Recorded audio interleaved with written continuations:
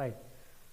NDA నేతలు వెంటరాగా వారణాసిలో ప్రధాని నామినేషన్ నిన్న చాలా ఉల్లాసభరితంగా ఉత్సాహంగా నిన్న ప్రధాని మోడీ గారు తను మూడోసారి ఎంపీ స్థానంగా బెనారస్ కాశీపట్నం నుంచి నిన్న నామినేషన్ వేశారు. అయితే ఒకసారి ఈ నామినేషన్ అంతా ఈ ప్రక్రియ ఎలా జరిగింది ఒకసారి మనం విశ్లేషించినట్లయితే నిన్న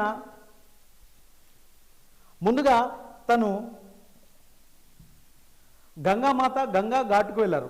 అక్కడ ధవళేశ్వర స్వామి ఆలయం వద్ద పూజలు చేసి ఆ తర్వాత గంగా హారతి ఇచ్చి ఆ తర్వాత కాశీలో ప్రసిద్ధి చెందిన కాలభైరవ ఆలయానికి వచ్చి అక్కడ పూజలు చేసుకొని అటు నుంచి తన ఎన్డీఏ కూటమి మరియు ఉత్తరప్రదేశ్ ముఖ్యమంత్రి యోగి ఆదిత్యనాథ్ ఆ తర్వాత ఆంధ్రప్రదేశ్ నుంచి వెళ్ళిన పవన్ కళ్యాణ్ మరియు చంద్రబాబు నాయుడు అందరితో సముఖంగా వెళ్ళి తను నామినేషన్ నిన్న దాఖలు చేశారు. అయితే ఈ నామినేషన్ దాఖలు చేసినాక కొన్ని విషయాలు మనం గమనించినట్లయితే నామినేషన్ ప్రతిపాదకులుగా సామాన్యులు 2019లో కూడా సామాన్యులను పెట్టారు.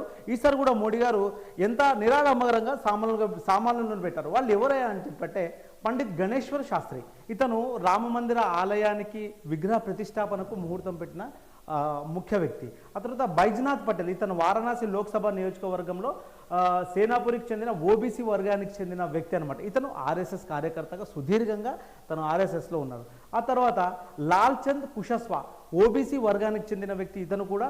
ఆ తర్వాత సంజయ్ సోంకర్ దళిత సమాజానికి చెందిన వ్యక్తి, ఇతను వారణాసి జిల్లా భాజపా అధ్యక్షుడిగా ఉన్నాడు. ఈ విధంగా 4 సామాన్యుల వ్యక్తులతోటి నిన్న మోడీ గారు నామినేషన్ వేశారు. అయితే మోడీ గారు తన అఫిడవిట్లో కేవలం 3 కోట్ల రూపాయలు తన ఆస్తులని చెప్పి ఆ తర్వాత తనకు ఇప్పటి వరకు సొంత ఇల్లు కానీ సొంత కారు కానీ లేదని చెప్పారు.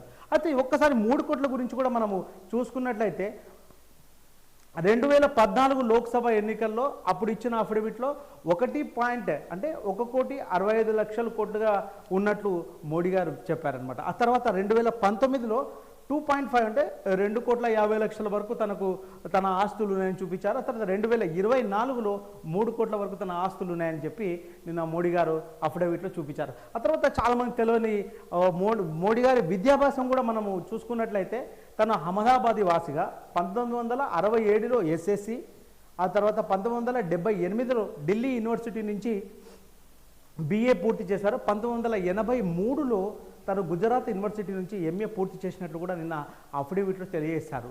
ఏది ఏమైనప్పటికీ తెల్ల రంగు లాల్చి తర్వాత నీలిరంగు సాదా వేసుకొని నిన్న చాలా ఉల్లాసభరితంగా మోడీ గారు నామినేషన్ వేస్తూ కాశీ ప్రజలు నాకు ఇంతటి అవకాశం ఇచ్చారు, ఈ సేవ చేసే భాగ్యాన్ని కాశీ ప్రజల ద్వారా నేను పొందడం చాలా నాకు ఆనందంగా ఉందని చెప్పి కూడా తను ఆనందం వ్యక్తం చేశారు.